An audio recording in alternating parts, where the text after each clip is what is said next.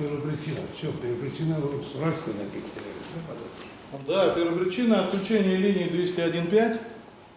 Она отключалась, мы ее пробовали включать, показывала все время разные места повреждений, то есть показывала, что это не обрыв провода, ничего, это какая-то блуждающая субстанция в виде вот этого короны.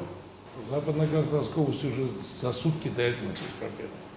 С обледенением, с отключением, то есть там их холошматило уже. И вчера уже сказали, что на какой-то подстанции трансформатор взорвался.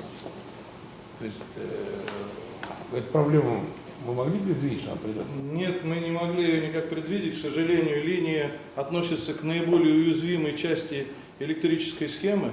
Когда она стоит под напряжением, мы никак не можем воздействовать на нее для избежания отложений каких-нибудь в виде солей или в виде гололеда.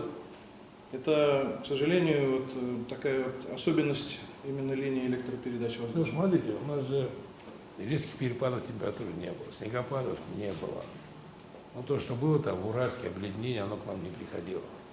То есть, наверное, на самом деле спокойная, нормальная погода. Ни пыли, ни ветра, ни дождей, ни осадков других, ничего. То есть это... Там, где есть, допустим, гололед, у меня стоит гололедный пост в районе 10-го разъезда, где рядом Маната спуск есть между Шитпе и Савитесом. Там у меня каждый год устанавливаем гололедный пост, вагончик, техника стоит, там всегда гололед. Мы это ждем. Такого развития событий никто из нас не ожидал, и при всем нашем опыте, каждый из нас проработал более 30 лет в энергетике, это первый случай, когда мы видим... Я слышу даже.